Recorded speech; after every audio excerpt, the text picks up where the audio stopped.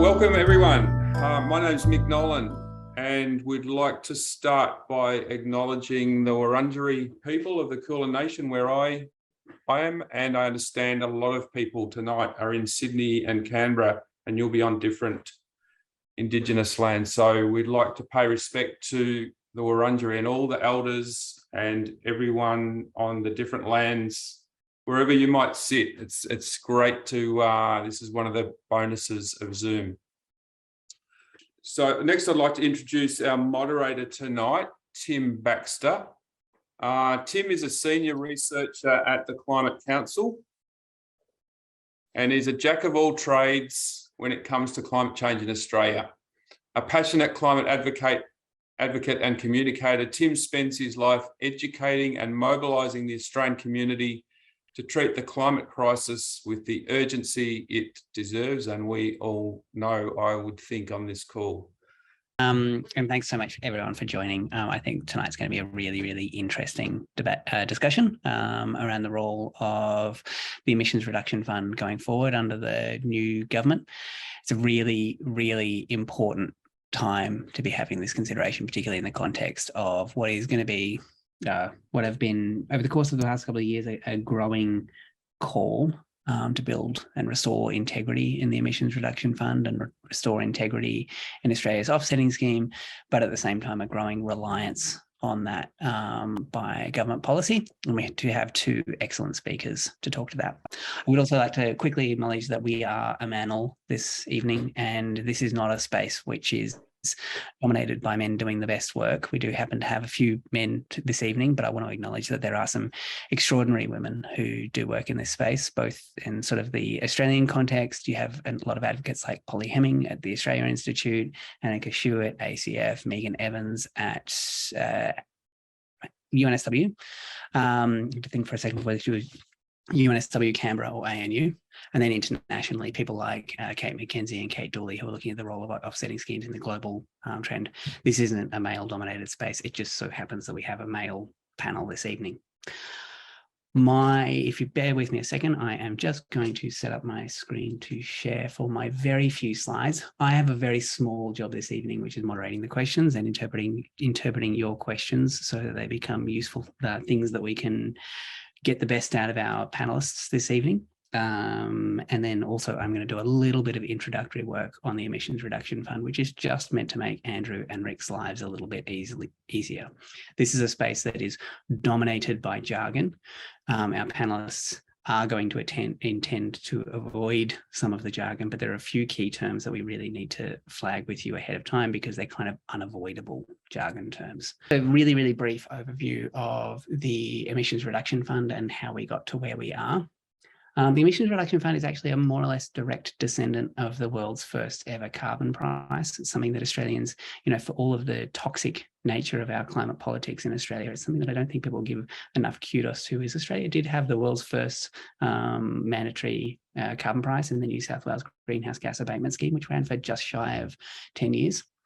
When the Labor Party, through the Rudd-Gillard era, came to putting together their own carbon price, the New South Wales scheme was sort of half folded into the federal scheme. So the New South Wales government repealed its scheme, and a lot of the projects and a lot of the things that came out of New South Wales GGAS were picked up by the CFI. The Carbon Farming Initiative was a scheme that was meant to underpin the Labor scheme.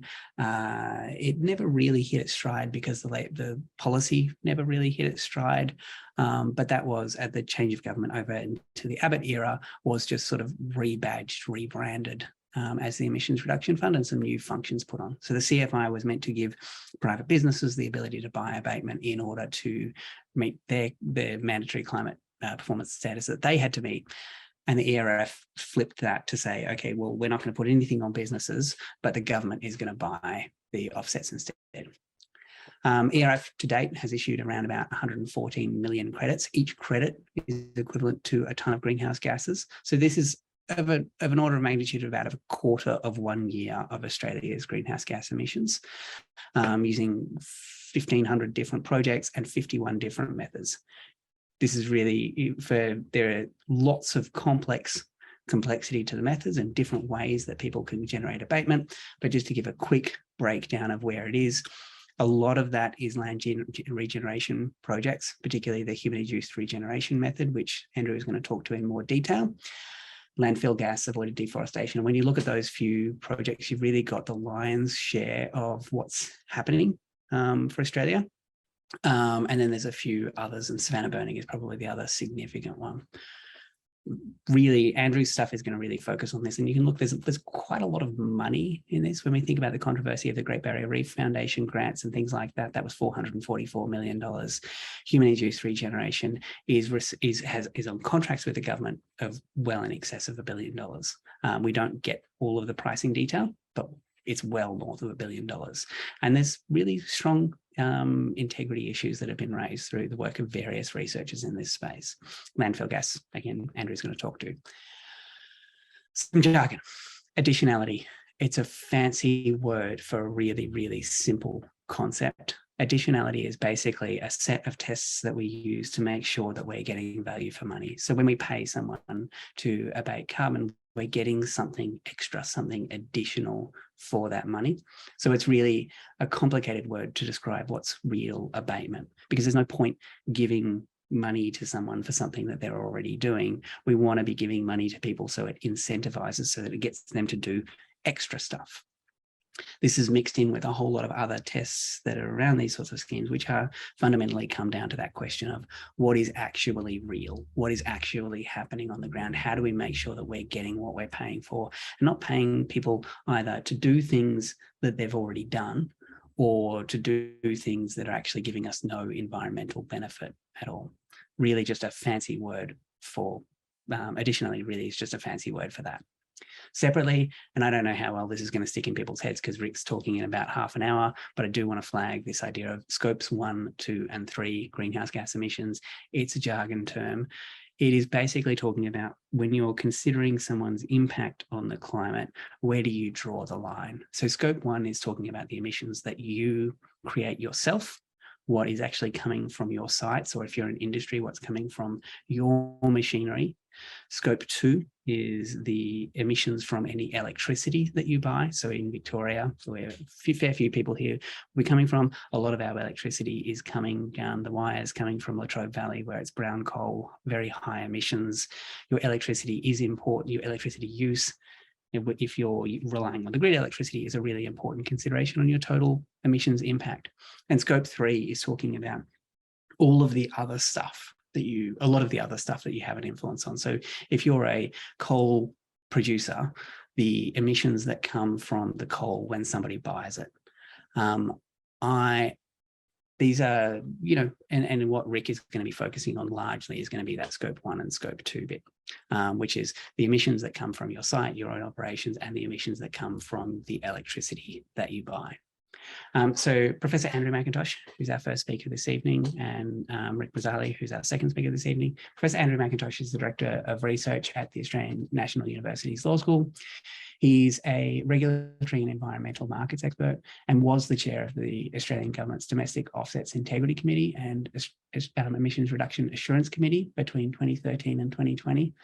A member of the Australian Government's Emissions Reduction Fund Expert Reference Group in 2014, an associate member of the Climate Change Authority in 2015 to 2016, a member of the Environmental Protection and Biodiversity Conservation Act Expert Review Panel in 2019 to 2020, and is currently the program lead for the Australian Government's Agriculture Biodiversity Stewardship Package and National Biodiversity Trading Platform. In 2020, he served as one of the 3 commissioners on the Bushfires Royal Commission as well.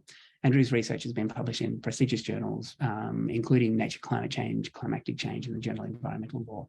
Andrew was awarded I don't know how to pronounce this actually, I've only ever read it on a screen, so I'm about to embarrass myself. Sorry, Andrew, please correct me if I've got this completely wrong. The Schlemendinger Prize for Climate Change Research in 2012, and that is the abbreviated version of Andrew's CV. It is rather long and rather accomplished. I'm going to hand over to you, Andrew, to do your presentation. Thanks, Tim. Thanks, everybody. Special thanks to Mike and Ray. Thanks a lot for inviting me along. And thanks also to Ric. I don't really know Ric, but I know of him, as many people do. Really privileged to be here talking on a panel with him. but let me just try and share my screen.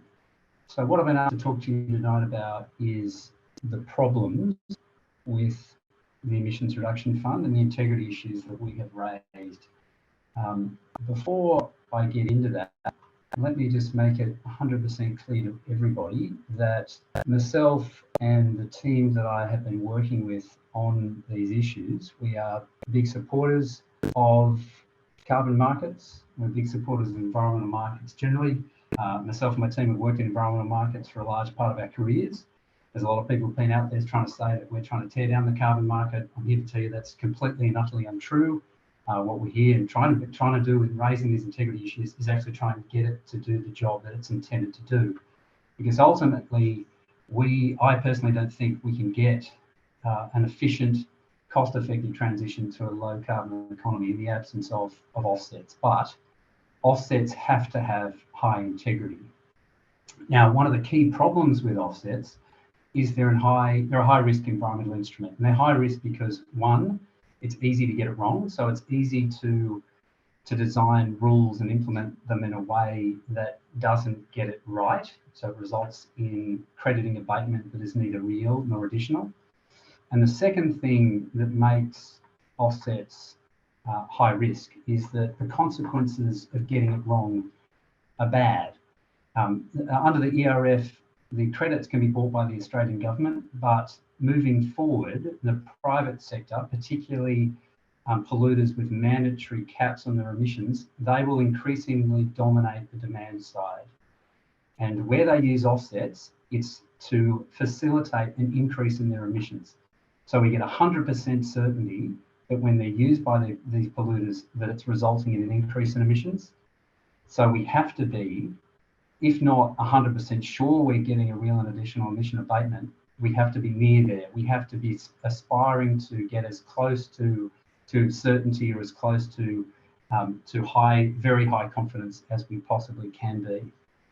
So that leads to the simple rule: only issue carbon offsets where you've got high confidence they represent real and additional abatement. So just by that very nature, it means that offsets and offset schemes should not be applicable across all sectors. Some sectors lend themselves and some activities lend themselves to offsets and others don't. And it's a product of the risks associated with getting it wrong. Let me get into what went wrong. What went wrong with the Emissions Reduction Fund and what is continuing to go wrong with the Emissions Reduction Fund, it can be traced to two things. One, there's proximate cause. And that is basically there's a set of bad rules governing project eligibility and abatement estimation. So essentially bad methods. We've got methods that don't set rules that ensure we get real and additional abatement. And we've also had poor interpretation and implementation of those methods by the Clean Energy Regulator, which has exacerbated in some cases the direct cause of the problem. So that's the proximate cause, but those issues are really a manifestation of the root cause. And in my mind and the mind of the team that I work with, we think the real root cause is poor governance and a lack of transparency in the scheme.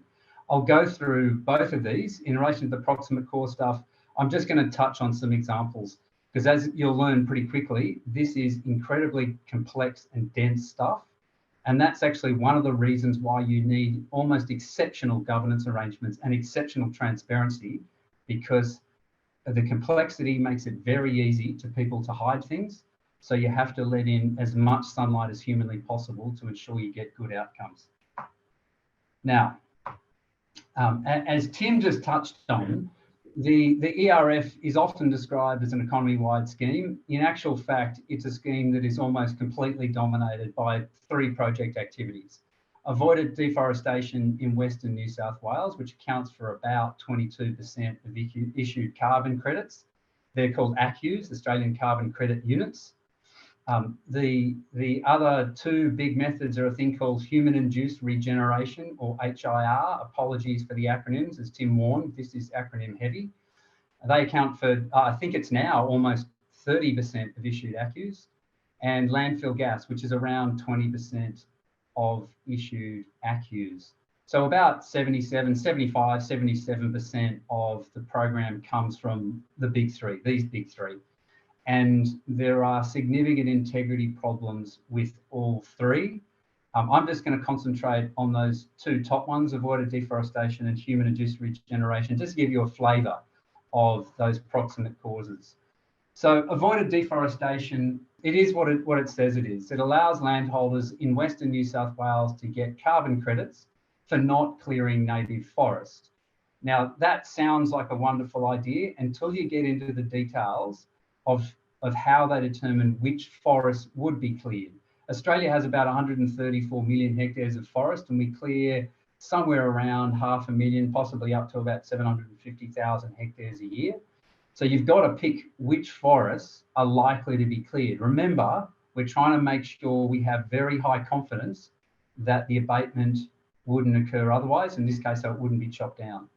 So in this case, what they did in the method is they said if landholders applied for and received a specific type of clearing permit, warning, additional jargon coming, called an INS-PVP, then if they applied for them, got them, then they would use them within 15 years. The big issue was that they were specific types of clearing permits, these INS-PVPs, were substantially over-allocated, and that was deliberate. They were basically designed as a political pressure safety valve in the land clearing reforms that were passed in New South Wales in 2003.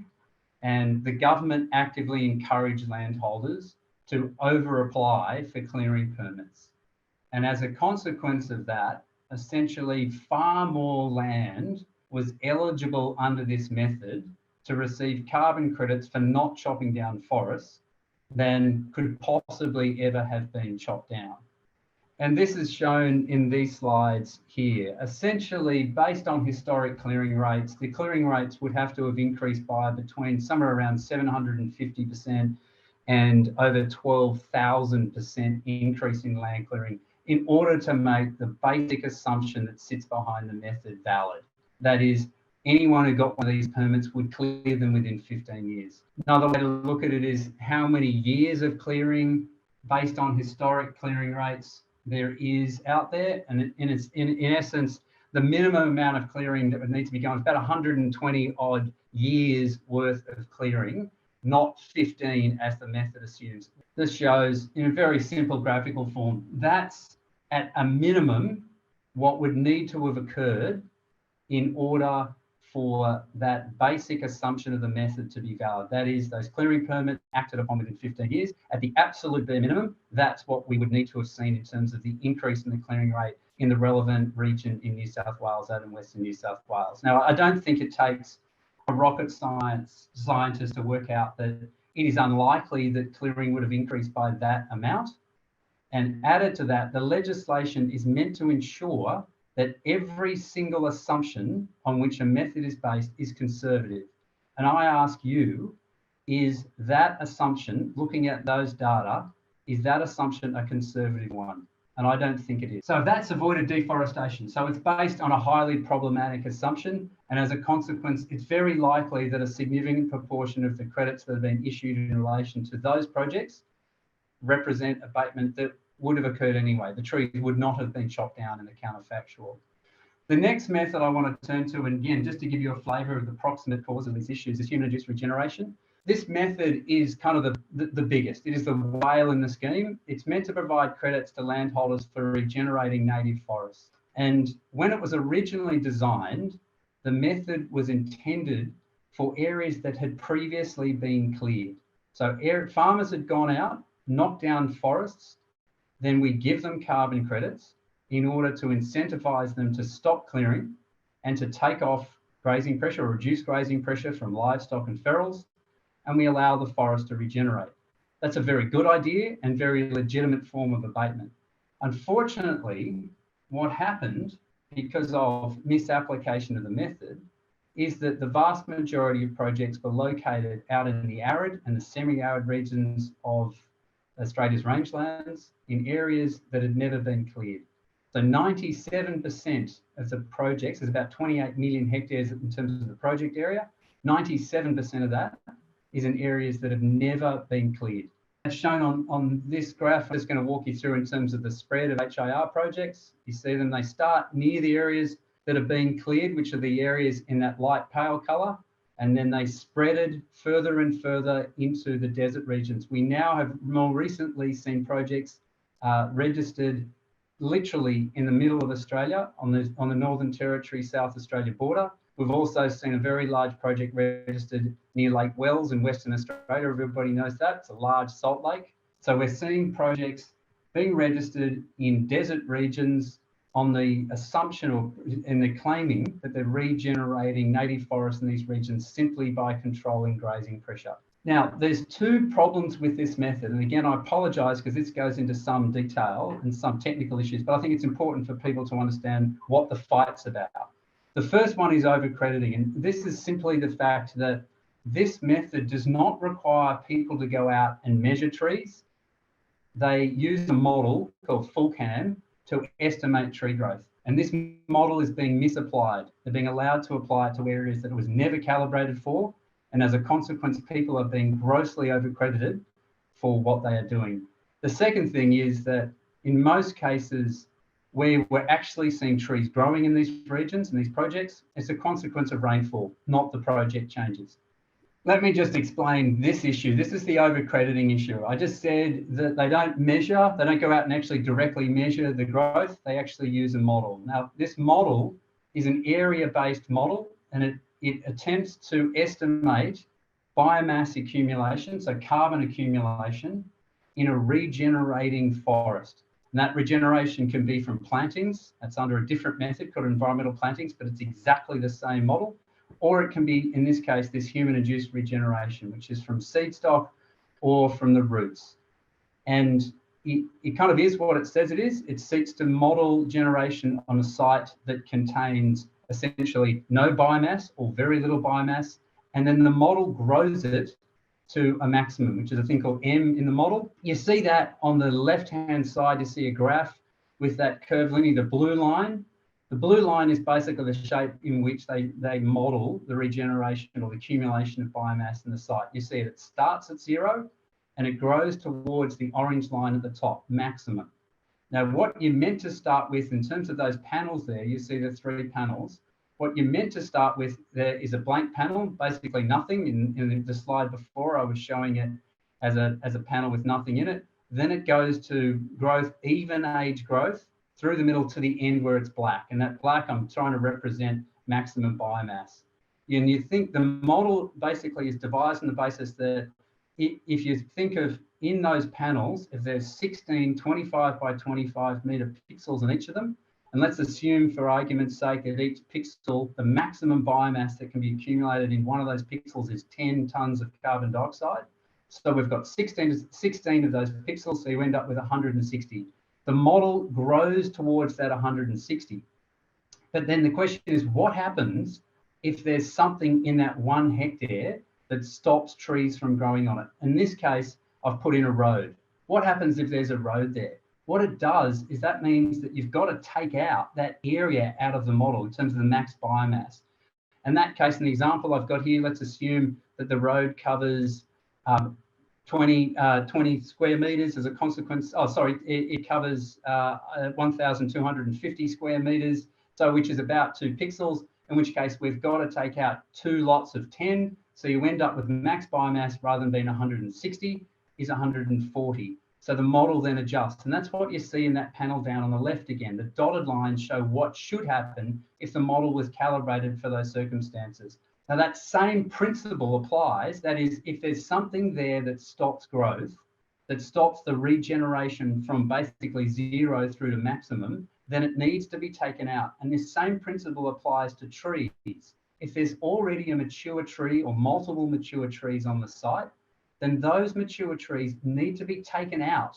They either need to be carved out of the area that's credited, or they need to be extracted or deducted off the maximum biomass. And that's what I'm trying to show in those graphs there. In that example, I've got 4 trees. The mature tree stops regrowth in that area. It also competes with the site resources around it. As a consequence, the model needs to be modified in order to account for it. Now, this is a very simple principle. The maths behind this model is very simple. And those principles, I think, are very, very simple. So we ask ourselves, what's happening with the method? If you go to the environmental plantings method, which is essentially the sister of human-induced regeneration, if you have mature trees in your 1 hectare of regeneration, they require you to take out the mature trees. You're actually required to carve them out, which is totally legitimate and exactly what should be happening. Under human-induced regeneration, for reasons that have not been explained to us or anybody else, they don't require proponents to do this. That means, in very simple terms, proponents of human-induced regeneration projects are being credited for growing trees that are already there when the project started. That is one of the key issues that's in contention here. And despite all the science suggesting we are 100% correct, the CSIRO writing to the Clean Energy Regulator and to the department and saying explicitly that we are correct, they are still fighting the fight, saying we are incorrect, and they're being joined by the likes of the Carbon Market Institute. The additionality issue, as I just described, is a question of when trees are actually growing, when we're actually seeing regeneration, what is the cause of it? Is it the fact that it's raining, or is it the fact that grazing pressure has been reduced from these areas? Now, we contend that the primary driver of biomass woody cover change in these uncleared rangelands areas is rainfall. It's not grazing. Grazing can absolutely have an impact on biomass, but what it cannot do is reduce large areas of the rangelands, the biomass in large areas of the rangelands, by more than 95%, which is what is necessary to make this method actually make any sense.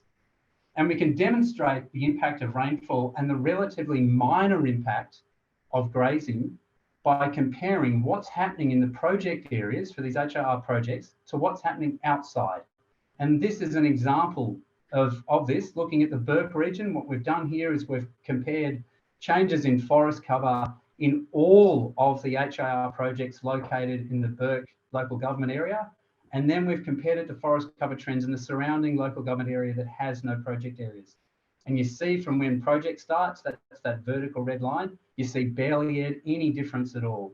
Now, we've done that for absolutely every single project under the scheme, and they all show, bar a very small number, we're talking around 10, they all show exactly the same thing. The trends in woody cover inside the project area are near identical to outside. We've gone the extra step, and we're just completing it now.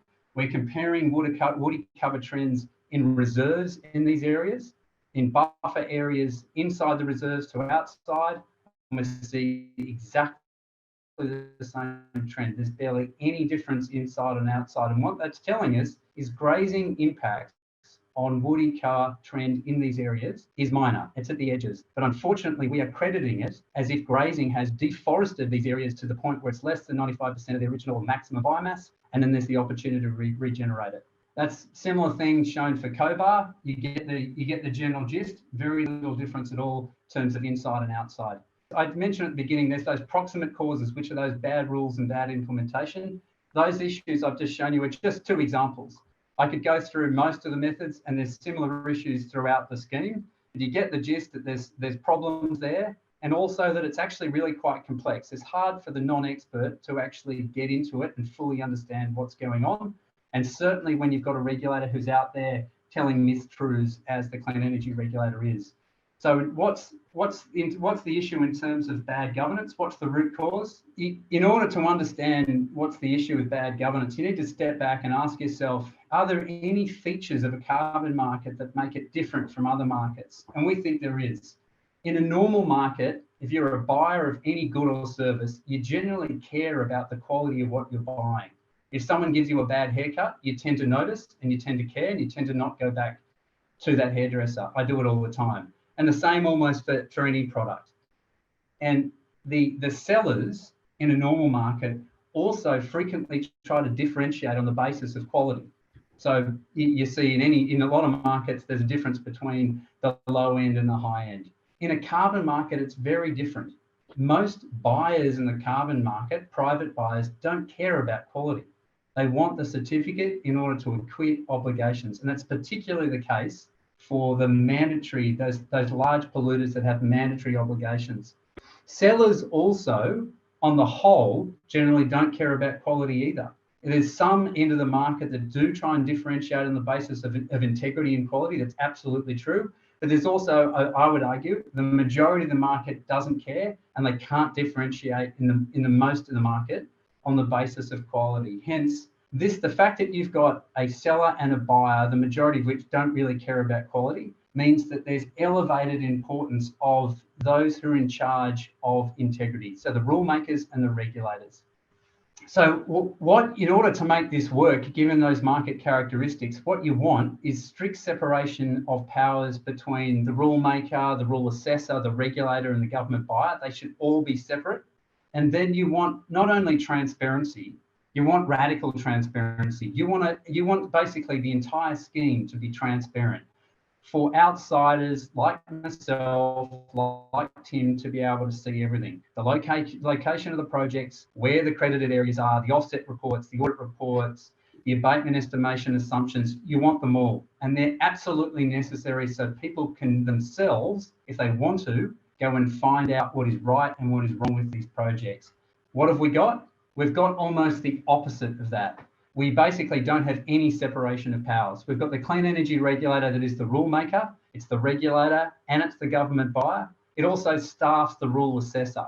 And in terms of transparency, we have, I would argue, the least transparent carbon market in the world. We can't see the location of the credited areas. We can see the location of projects, but you can't see the credited areas. So you, the public, can't see where trees are growing that are being credited. You can't see trees that are there that are meant to have been chopped down. You can't see the offset reports, you can't see the audit reports, and you can't see any of the abatement estimation assumptions that sit behind these projects. None of that is published, and that is almost unique in the world. In most, even private offset schemes, you can see a significant proportion of the information that you need in order to assess what's going on. So in my view, the ERF is currently broken. It's got bad rules, it's got bad implementation, it's got bad governance. That doesn't mean we should give up on it. I absolutely see it, as I said at the beginning, it is a crucial part of the architecture that we need going forward. But at the moment, there needs to be essentially an intervention to ensure the ERF has integrity. Now, I should be clear that the transition from where we are now to where we need to be is going to be really tough. Vested interests are going to pay a significant price, and that includes potentially landholders. Now, I think we need to do everything possible to shield landholders from adverse consequences as a consequence of that transition. And that would mean allowing, for example, a lot of those landholders that have human-induced regeneration projects in areas where they should never have been, they should be able to walk away from their projects without needing to give back credits. I think that's necessary in order to provide people confidence that they can engage in this sort of scheme going forward. The other thing I think we urgently need as a transitional measure is a price cap. If the things that need to be done are done in this market, there's going to be a radical contraction in supply. Prices are going to go through the roof, and polluters are going to pay the price of basically bad policy and bad implementation. I don't think that's sensible policy. So as an interim solution, I would like to see the new government put in place a price cap in order to allow for an orderly transition from a broken market to one that actually does what it's meant to do. Ric Brazzale is Managing Director at Green Energy Trading, an Australian Environmental Certificate Agency and Clean Energy Market Advocate. He works with clients in the areas of residential and commercial solar, water and space heating, air conditioning, commercial lighting, and energy efficiency projects to make the most of renewable energy and energy efficiency certificates.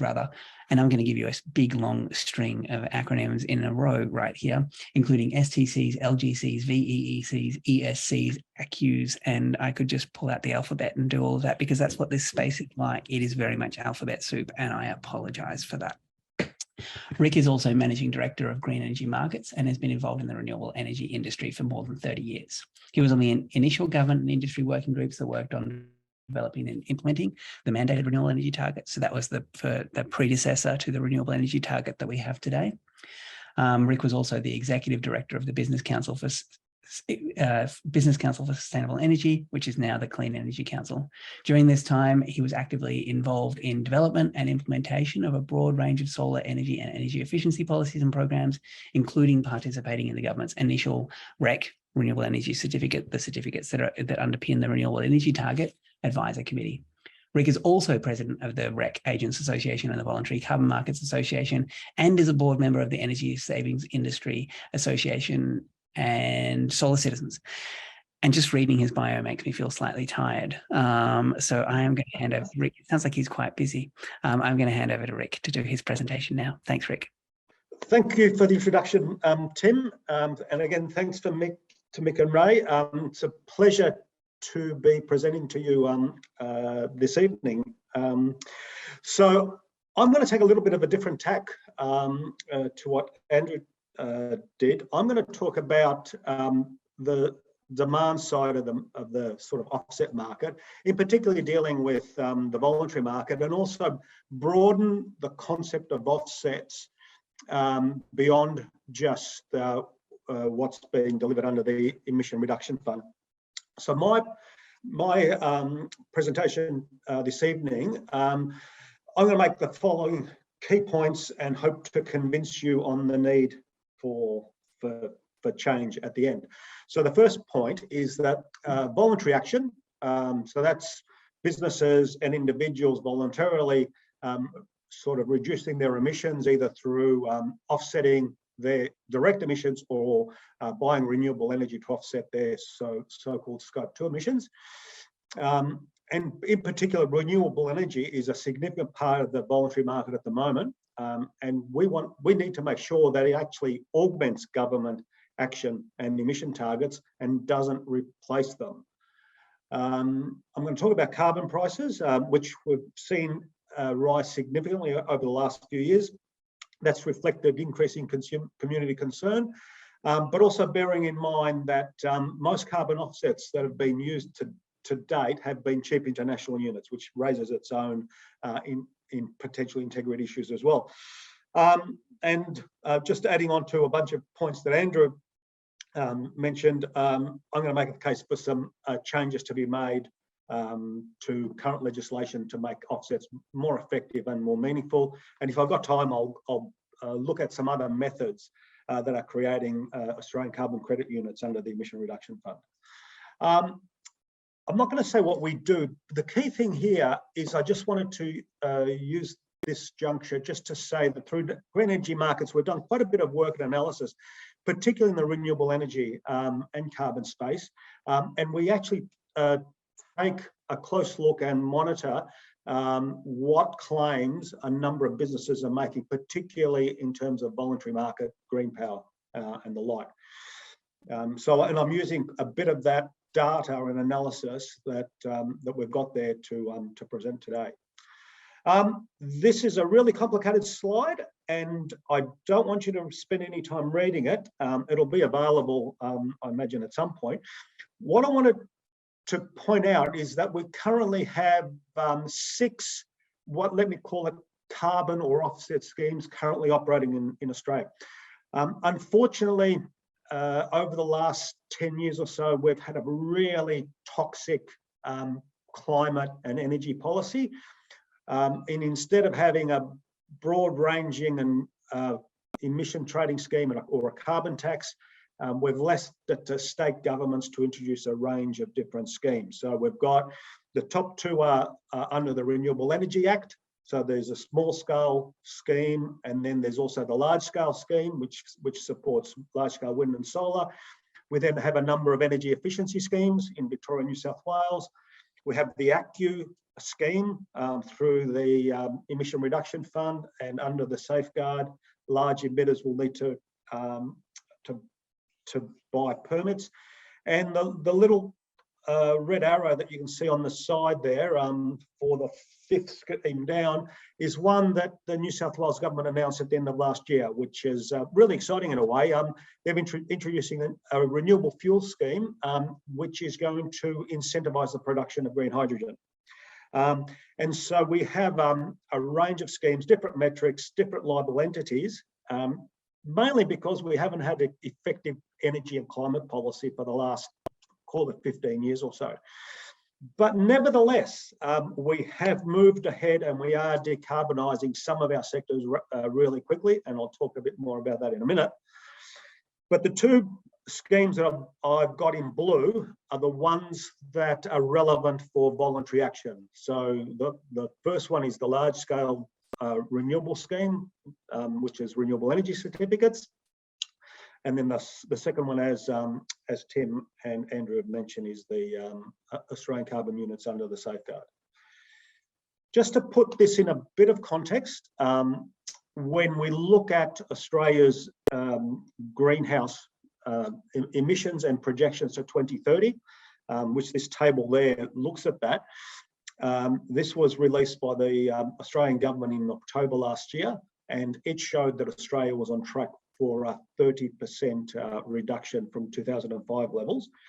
And you can see there, and I've highlighted in green, the sectors that have actually expected to significantly reduce emissions is electricity and land use. And certainly electricity's emissions are falling because of the Commonwealth Renewable Energy Scheme and also because of state energy saving schemes. So notwithstanding that we haven't had an effective carbon price, we have moved to significantly decarbonise our electricity supply. We've seen a reduction in land use emissions, and that's because of projects supported by the emission reduction funds and less land clearing to some extent.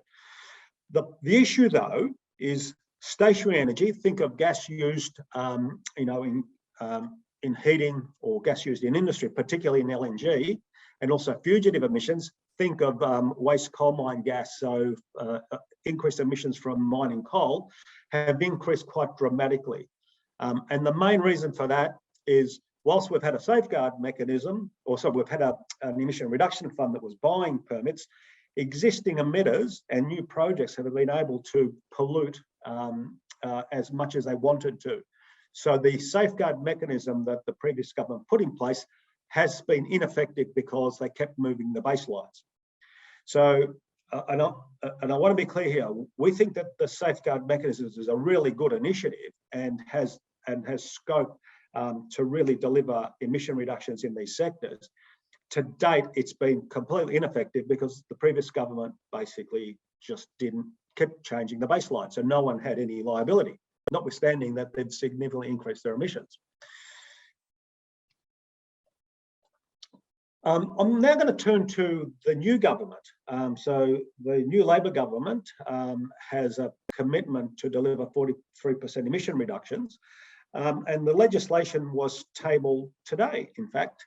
And they've announced that they will implement policies to deliver what amounts to 89 million tonnes of emission reductions per annum by 2030. So that means in 2030, we're going to be 89 million tonnes less emissions than what we're expecting at the moment. So compared to, think of it, we're currently on track for 30% emission reductions. Labor's policies will mean that we're going to reduce emissions by another 13%. And there's three key policies: the Rewiring the Nation initiative, which is supporting the rollout of additional renewables. They're going to tighten the safeguard mechanism baselines, not before time, and that's expected to deliver 48 million tonnes per annum reduction by 2030, and then an EV strategy to deliver 4 million tonnes. Now, I will say, I won't go into too much detail about the safeguard mechanism. You can, there's a lot written online, but essentially the safeguard covers 215 installations that exceeds 100,000 tonnes of direct emissions per annum. So the biggest one is the Woodside's LNG processing facility in Karratha, and there's a whole lot of other LNG projects and big coal mining operations. So the top 20 is dominated by oil and gas and coal and alumina refining. So these facilities in 2021 accounted for 140 million tonnes of direct emissions. So the plan is to reduce baseline so that each of those facilities will have a decreasing baseline, so that by 2030, in total, they will produce 48 million tonnes less emissions, and either they will directly reduce their emissions or they can offset them by buying appropriate offsets. Hence the importance now of having an effective framework for delivering real and additional offsets. we're going to have another certificate type that will come out of this, though, is because these facilities will be able to produce below the baseline credits to the extent that they introduce measures to reduce their baseline. So think about it, the business will get a baseline. If it's above its baseline, it's going to have to buy offsets. If it implements measures to reduce its emissions below a baseline, it will be able to create credits and we'll be able to sell those as well. So we're going to have a new certificate type. Now let's look at the so that was the mandated demand for carbon offsets or Australian carbon units, and that's likely to deliver something like the 48 million tonnes per annum of demand by 2030. In addition to that, we've got the voluntary market. So this is businesses committing to go carbon neutral and aiming to basically sort of claim carbon neutrality for their operations or for their products they sell. Now, we estimate the market at the moment is about 15 million tonnes in 2021. So there's two sources for this data. There's the Australian National Registry of Emission Units, which will include ACCUs and what's called CERs, another acronym. These are certified emission reductions. These are international units under the Clean Development Mechanism. You know, think of wind and solar projects in China and India, for example. Now, most of the offsets that have been surrendered in 2021 were these cheap international offsets, but there was about 1 million Australian carbon credit units, ACCUs, that were surrendered. Now, there are other registries, and we estimate that there's another 2 million offsets were surrendered that weren't CERs, and these are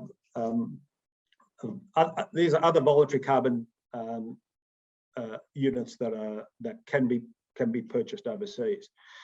So in total, think of it, there's 15 million tonnes of offsets. 1 million tonne of those were for carbon units. In addition to carbon, we actually have a number of corporates and individuals choosing to voluntarily buy renewable energy or buy green power or surrender renewable certificates. And some of you might remember that we've got an initial mandated target that was meant to deliver 20% renewables. It was set at 41,000 gigawatt hours. The Abbott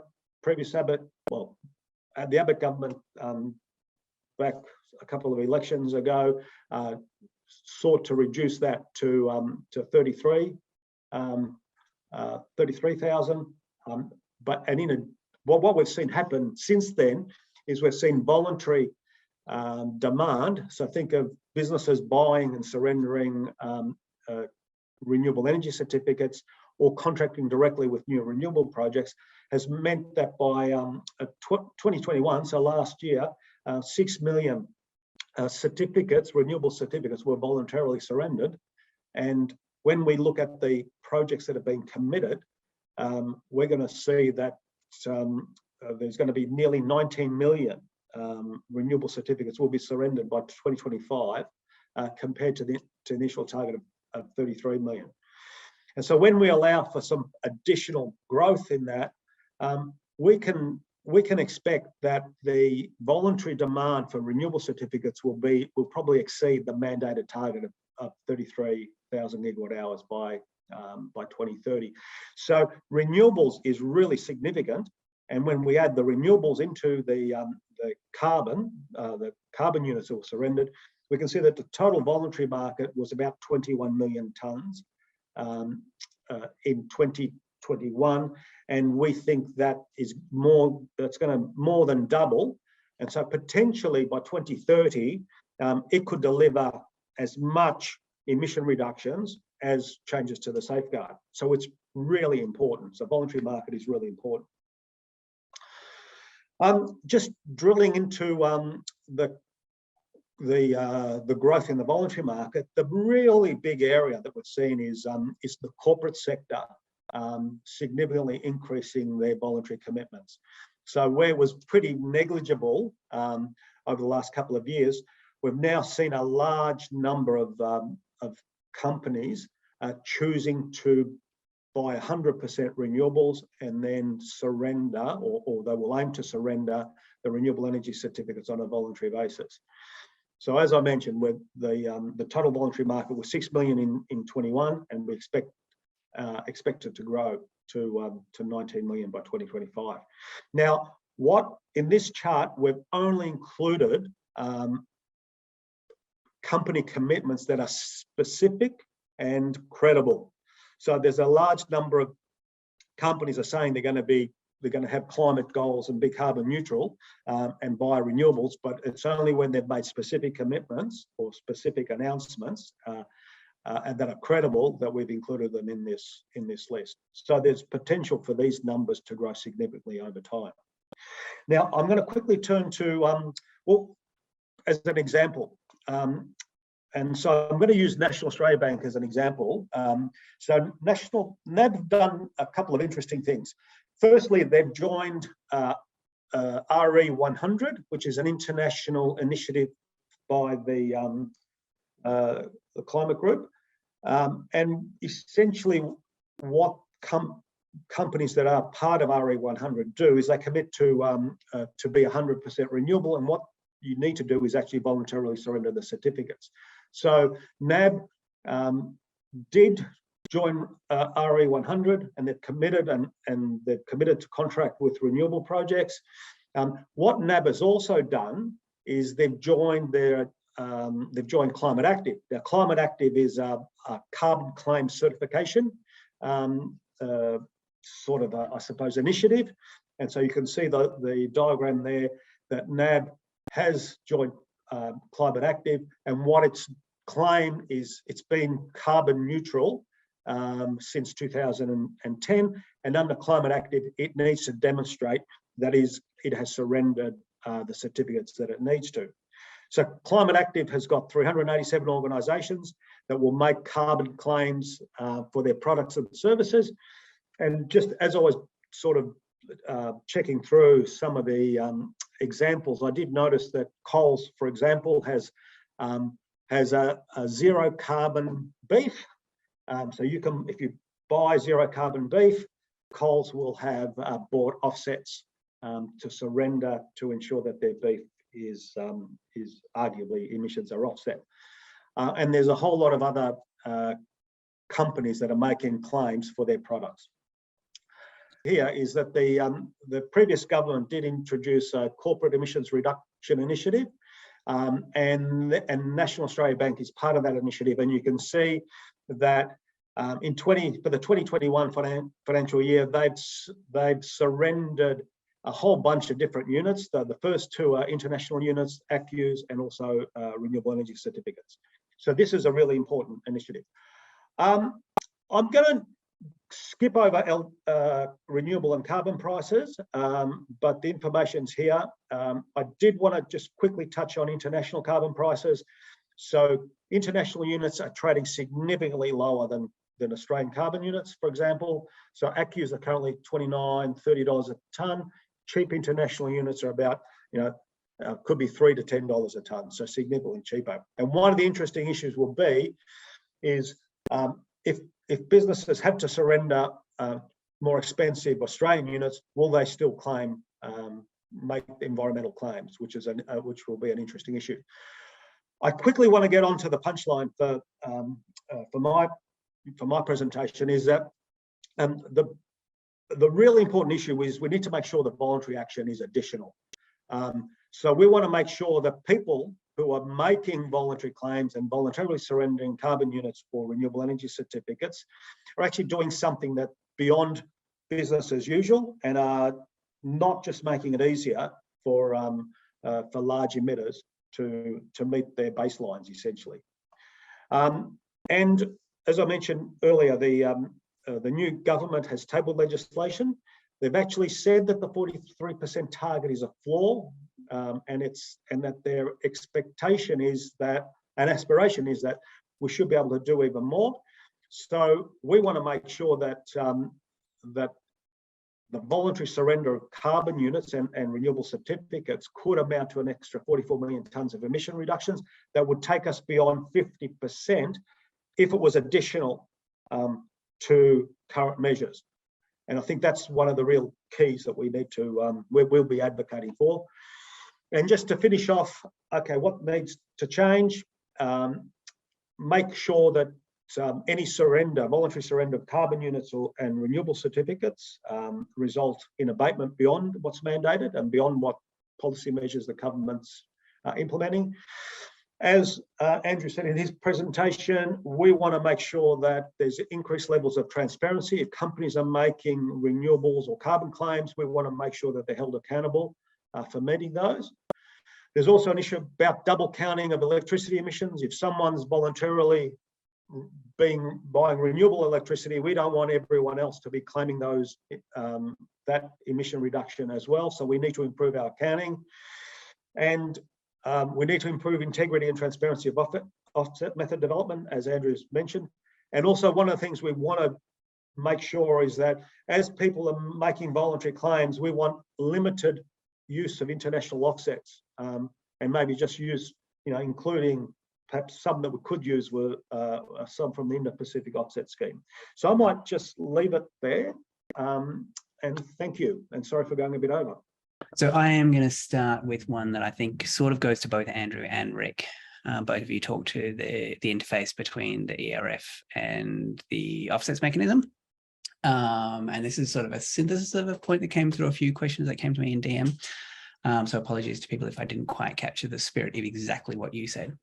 So at the National Press Club, our new Energy Minister indicated that facilities covered by the safeguard mechanism are pending. The reviews that are coming up would have unlimited access to offsets, so that rather than reducing emissions on site, they could buy infinite offsets. Is it realistic to assume that that a scheme designed in that kind of way is able to source those offsets and be capable of having any integrity? You shoot, Ric. Oh, okay. I think when you actually look at the number of facilities, there's a lot of opportunities for emission reductions at a number of these sites. And I've seen presentations from the Clean Energy Regulator that estimate that a significant amount of those direct emissions could be reduced by the rollout of sort of remote renewable generation as renewables and batteries get cheaper. So I don't think we'll need, they won't have to buy 100% offsets. And I think that that there should be more than enough offsets if we get the market right. And bear in mind, the safeguard's only going to start being tightened from 24, 25 anyway. So we're quite a few years away. So I think you create a market there that people can have confidence in, and I think we can deliver it, I would have thought. Yeah, in principle, I agree with Ric. I think I would argue if offsets are limited to ACCUs, given where we currently are, and if we're going to restore integrity to the market, then supply is going to drop. We're currently generating 15, 16 million ACCUs a year, and I reckon there's maybe 5 million ACCUs of that is legitimate.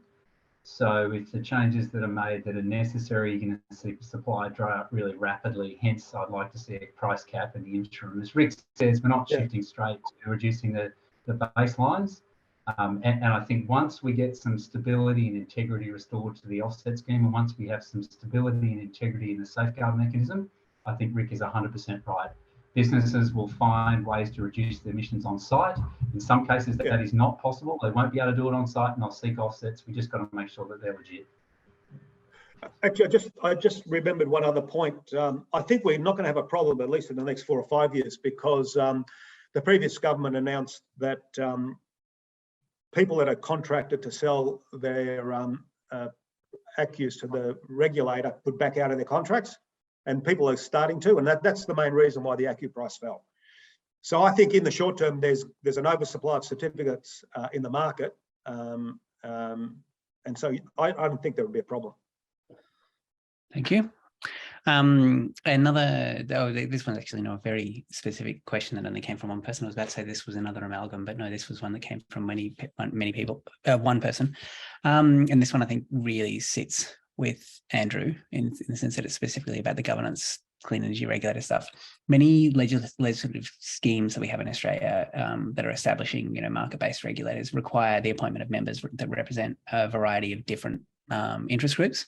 And the example that the questioner offered was the Australian Competition and Consumer Commission. And I would say also as a separate example, we have the Australian Energy Market Operator, which has a very unique but very robust way of making sure that it's got the representation of different stakeholder groups. Is it possible that this would be something that would be of benefit to fixing those sorts of governance issues around the clean energy regulator and its interface with the department, do you think? Possibly. I think in the end what we need is groups that have expertise in the relevant areas. And I think at the moment there's not enough capacity that's in and around the clean energy regulator. Obviously industry is an important part of the arrangements here. They bring a lot of expertise. They have insights that it's hard for outsiders to gain. So I think they've absolutely got to be at the table. The question is, at the moment, the governance is completely dominated by those who are the beneficiaries, and that's the unhealthy situation. Absolutely, industry needs to be there, but you've got to have a broader cross-section of expertise that's sitting at the table, and there has to be a very special place for independent scientists and independent science, and that's currently lacking. At current, we have with the ACCU market, there's sort of a blurring of the lines between projects, well, methods within the scheme that are about avoiding the consumption of fossil fuels and methods that are about planting trees. Would it be better for the scheme, or is there a principled reason to be sort of drawing a line between these two sorts of things and saying, we've got whether it's a land carbon versus fossil carbon, or whether it's an industrial versus other, is there a principled reason to draw boundaries between the two different types of abatement or multiple different types of abatement? Well, to me, the principle is firstly, anything that's covered by the safeguard mechanism, you shouldn't be able to double dip, right? So if you're covered by the safeguard mechanism, you shouldn't be able to generate offsets from it. At the moment you can. I think that needs to end when we move into a more traditional emissions intensity type scheme. The next step is, okay, where do we draw a line? Is there a simple split between emissions avoidance projects and sequestration projects? I don't think there necessarily is. I think really the test is, can we have high confidence that the abatement is real? That is, there's the actual reduction in emission and we can measure it with high confidence. And then the second one, which is often forgotten, is that additionality. Would it occur anyway? And there's certain types of activities where it's really hard to have confidence. And that human-induced regeneration is a classic. I think soil carbon is another one. And the reason for that, just to give an example, is that the relevant stocks in those cases are naturally fluctuating. In the case of soil carbon, it's rainfall. Rainfall is the driver, and it drives large fluctuations or relatively large fluctuations in the relevant stocks. And it's the same in rangelands. Rainfall is driving temporal changes, quite significant changes in woody biomass on site through time. And what you're then trying to do to issue a carbon credit is isolate a relatively small potential management effect. And any reasonable scientist will tell you, you need a significant number of years to be able, when you've got a naturally fluctuating background noise, you need a reasonably significant number of years to be able to attribute any management change with high confidence. As a consequence, those areas are naturally difficult and problematic for offsets. And it's not that I'm against soil carbon, it's not that I'm against sequestering additional carbon in the rangelands. It's just that it's a higher risk activity, and therefore it doesn't naturally lend itself to offsets. If we want to get at those abatement opportunities, we need to use another instrument. They're just not well suited to offsetting. And I think we need to apply a similar mindset throughout the rest of the economy to find out and to look at where are these opportunities where we can have high confidence and where not, rather than just making arbitrary lines between emissions avoidance and sequestration. I think there wouldn't be a case to include sort of a reduction in energy use if we had a broad-based emissions trading scheme that had all sectors covered. Then you should only produce offsets from sectors that aren't covered by the emissions trading scheme. But the problem is we've got our whole energy and sort of greenhouse policy has been a quagmire, and we don't have any effective policy. And so we've got to make do with what I'd call the second best option. And so to me, it's about reducing greenhouse gas emissions, and that's the key thing. And if you can do it through planting trees or sort of reducing energy use, that's fine. Several questions on international accreditation schemes, and specifically like whether they're preferable to the Australian scheme. The ones that were named were Vera, which Nolan raised, and the UN ecosystem accounting methods, which Peter raised. And there were a few other related questions as well. Would moving to these sorts of alternative international methods rather than having a bespoke Australian scheme improve the integrity issues in the offsetting scheme, or would that be making a bad situation worse? Well, let me have a go. Or some of them, I think some of the methods are actually driven from international sort of schemes, in particular the clean development mechanism. I think, and maybe Andrew can talk more about this, but Australia is probably unique in a way because we've been at the forefront of sort of the development of a lot of this land-based activity. So maybe we don't have much to go on internationally, but over to Andrew though. Yeah, the problems we've encountered in Australia are not unique. Most carbon offset schemes, and indeed most biodiversity offset schemes, have encountered similar problems. We've spent the last decade trying to tell the rest of the world that we've got the best carbon offset scheme in the world, and I just don't think it's true. But I also don't think that adopting methods and processes from overseas, or just allowing all international methods to apply in Australia will make anything better. And in some cases, I know as an absolute fact that it will make things significantly worse. One of the issues is that particularly when you get to the land sector, Australian environment's different from other environments. So you actually need methods that are tailored to the Australian circumstance. And a good example is there's a real opportunity for, say, in Queensland to have what's known as a Category X avoided clearing method there. And the idea there is to target areas that are able to be cleared under Queensland's land clearing regimes. Now, a generally designed method that's applicably international can't have that sort of specificity that you need for the Australian circumstances. So while it sounds like it might be an attractive option, I don't really think it is, and I think it could make things worse. Thank you. Another one that's come through for those, and this is a very open question. I'm surprised by how open this question is, by how short it is as well. For those without solar panels or an EV, like recognizing we've been talking so far about government schemes and these sorts of things, but for those without solar panels or an EV, is it worthwhile offsetting their home and car with various providers, including, groups like Green Fleet or others? But I'm going to tweak that question slightly. What do people need to check for if they are intending to go down the offsetting path? If you're personally planning on buying into a particular offsetting scheme, what are the red flags and what are the must-haves? I think it depends on what you want to achieve. And I think if you wanted to sort of probably the highest standard would be an Australian carbon unit with a method that's that has maybe a bit more integrity about it. At the moment, certainly savanna burning is sort of being sold at a premium in the market, but you didn't talk about that, Andrew. I'm not sure whether that's suffering from integrity issues. Hanging question for me. I'll go to the question, Tim, first. If I was looking to offset something that I was doing and I wanted high integrity, and that was my primary consideration, making sure it actually does what it says on the can, then the first thing I'd be asking for is transparency across the board. Whatever sort of method type, whatever project type you're looking for, if you buy it, you want transparency. So if it's trees, you want to know exactly where they're located. You want to know what model they're using. You want them to show you everything, their offset reports. If people aren't willing to show you where they're, for example, pretending to grow trees or growing trees, then that should be a massive red flag.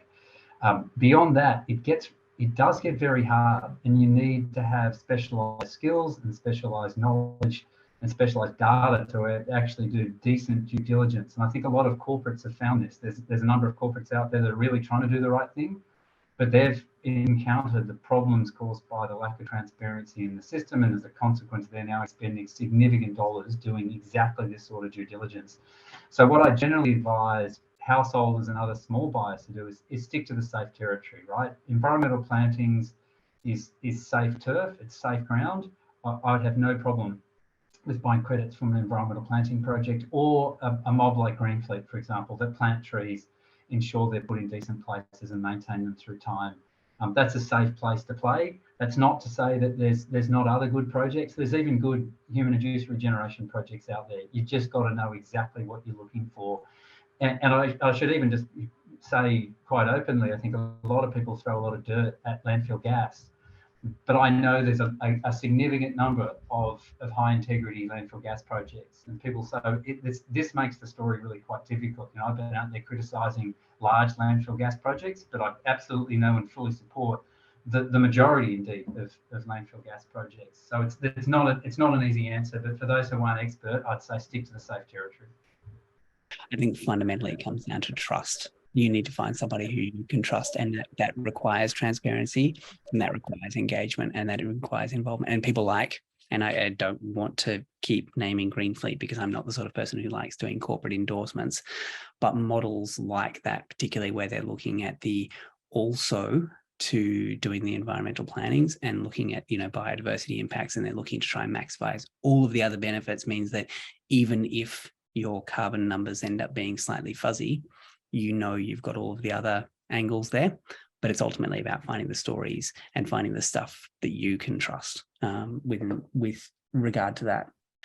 There was a pretty probing question that came through from Mithra about the rationale for including avoided deforestation in a scheme like this, particularly in the context where clearing forests is not included in the scheme. So we don't require, generally speaking, people who are clearing forests to offset the emissions from that forest, but we do require projects that we do allow crediting for projects that are avoiding deforestation to do that. And I think specifically there was and this is not something that came from Mithra's question, but coming from my own recall, there was an ABC piece a little while ago where they went and interviewed a person who had been paid not to clear their land under the avoided deforestation method, and then used the money from their payment to buy the property next door, which he then went and cleared, and was very, very open about that. Andrew, specifically, can you talk a little bit about what what a good, or is there a good rationale for including avoided deforestation in a method like this, or is it something where it's so fundamentally flawed that we should probably consider, hey, that's a way that we shouldn't be trying to provide offsets? Yeah, thanks, Tim. I think it comes back to that question. Do we have high confidence that those areas would be cleared if they didn't get carbon credits? Are there any places where we can have that sort of confidence? I think we missed in relation to the existing avoided deforestation method in Western New South Wales. I'm not saying that there isn't some additional abatement we've got out of those projects, but in the whole, I just don't think the data suggests that we have. And that issue you just raised there is one of leakage, and that there seems to be quite a lot of data that suggests that around the time that those projects started getting payments or credits out of the avoided deforestation method, that it also coincides with a period of spike in clearing out in that country. And so there seems to be some, at least anecdotal evidence, that leakage wasn't isolated to that one landfill. There could have been a number of others. Having said all those sort of negative things, I'm a supporter of a method around Category X in Queensland. I think in Queensland there's 200,000 to 400,000 hectares of reclearing that happens every single year.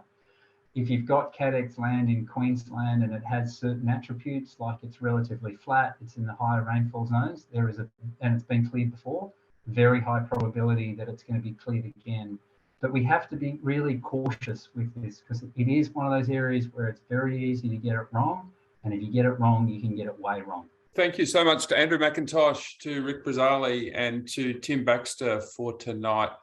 It's blown my brain out a bit. I think building integrity into these things and sophisticated markets, whether it's the water markets or the carbon markets. We need really smart people with a lot of integrity, and so glad to hear the people on this panel in that space, and it sounds like we need more people in that area. So thank you to you all.